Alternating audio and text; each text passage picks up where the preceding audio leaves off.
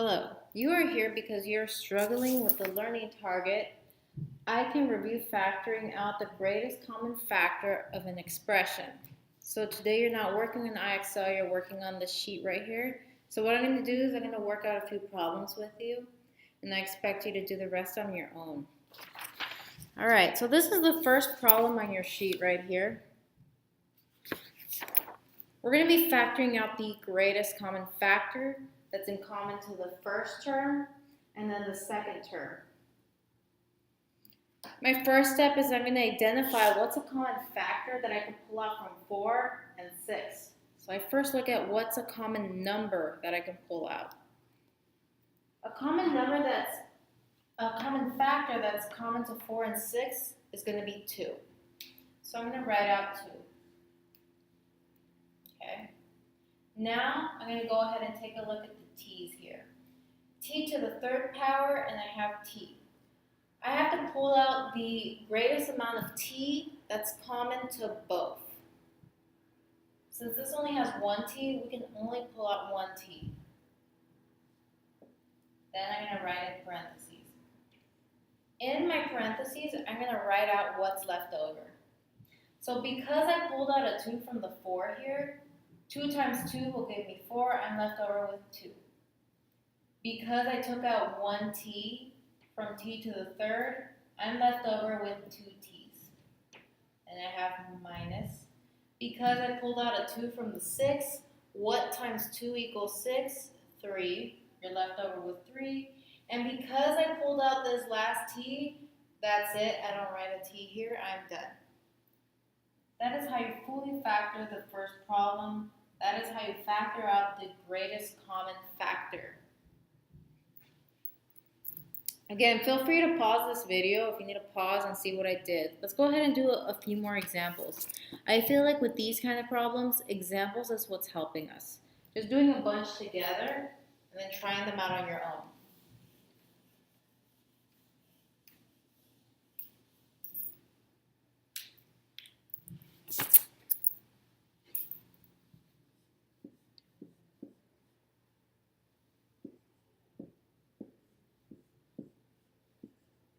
Alright, so here is the second problem. Again, my technique is I'm going to first look at the numbers that are in common factors as numbers that I may pull out. 4 and 7 do not have any common factors that I can pull out. 2 times 2 is 4, 7 times 1 is 7, no common factors. Alright, since I can't pull out a common number, let's leave it at that. Now let's look at the k's. There are 3 k's here, 2 k's here. The greatest amount of k's that I can pull out is 2. Because 2 k's are found in here, 2 k's are also found in here. So I'm going to write k to the second power because I can pull out 2. Then in parentheses, I'm going to write what's left over. Because I did not pull out that 4, I'm going to rewrite 4. Because I pulled out 2 k's, I'm left over with 1 k right here. Minus, I did not pull out the 7. Because I pulled out this whole k squared, I don't rewrite anything. I'm basically done. This is it. I have factored out the greatest common factor.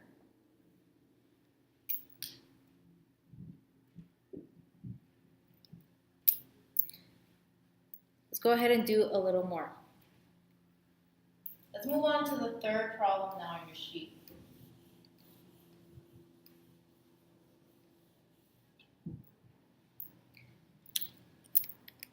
So we got 2k to the third.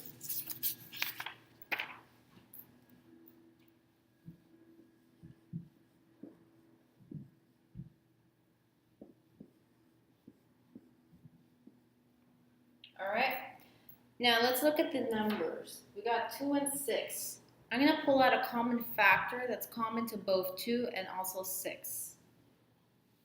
2 is a really small number, and I notice that 2 times 3 goes into 6. So a greatest common factor that I can pull out from the 2 and 6 is just 2.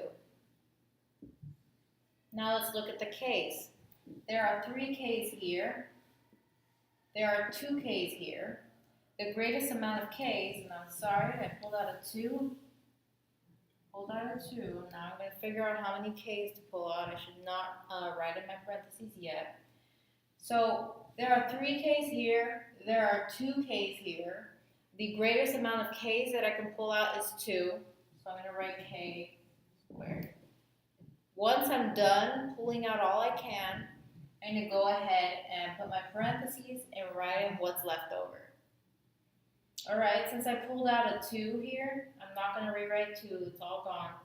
Since I pulled out 2 k's here, and there's 3 k's right here, I'm going to leave 1 k because we have 3 in total that's left over.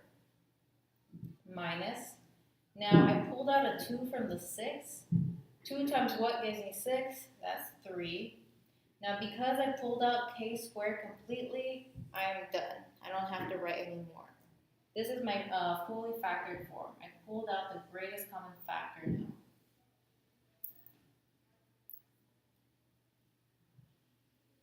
Alright, let's go on to some more examples.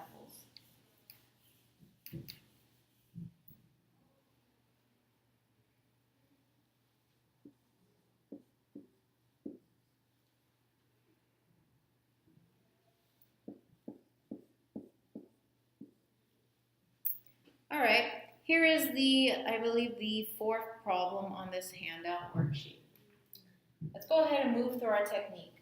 And then first take a look at my numbers. I got 6 and 4. I asked myself, what is the greatest common factor between 6 and 4 that I am able to factor out? And I know 2 times 3 is 6, 2 times 2 is 4. Let's pull out that 2. There's no other greater number. Now that I'm done looking at the numbers, let's look at the variables now. There are 3 p's right here. There are 2 p's right here. What is the greatest amount of p's that's common to both of these terms that I can pull out? Both of these terms have at least 2 p's in them, so I'm going to pull out p squared, the 2 p's. Now I'm going to write in my parentheses, and then I'll write in what's left over. So because I pulled out a 2 from 6, I'm left over with 3. Because I pulled out 2 p's from here, I'm left over with 1 more p. Minus, because I pulled out a 2 from the 4, I'm left over with a 2. And because I pulled out this p squared fully, I'm done. By the way, a great way to check your work is that if I was to distribute this, I would get back this original answer.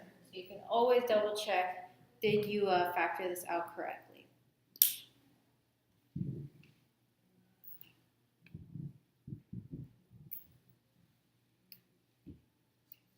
Alright, I'm going to go ahead and erase. Let's do one more together.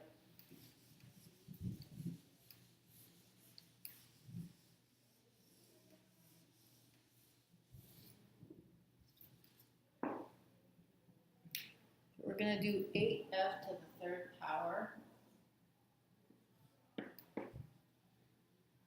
minus 6f. Alright, so again, I'm going to take a look at my numbers. I'm going to pull out a factor that's common to 6 and 8. I believe it's just going to be 2. That's the largest we can take out from both 6 and 8. Now let's look at the f's. There are 3 f's right here. There's 1 f right here. The greatest amount of f's that I could pull out that's common to both the first and the second term is just only 1 f. They only have 1 f in common. And that's the greatest amount in common that we can pull out. Now in the parentheses, we're going to leave what's left over. Because I took a 2 away from the 8, not in subtraction, as in multiplication, we ask ourselves 2 times what equals 8? It's 4. Because I pulled out 1 f from the 3 f's right here, I'm left over with 2 f's. Minus, because I pulled out a 2 from the 6, I asked myself 2 times what equals 6? 3. And because I pulled out this f fully, I don't write anything, I'm done. There you go. That's it. And again, you can double check by distributing back in these problems. Alright, so now, I've done with you a few of these front problems. I expect you to do the bottom. I expect you to flip over your page and attempt these again. Now it's on you, and if you need some more direct one-on-one help, come see me in office hours. And good luck.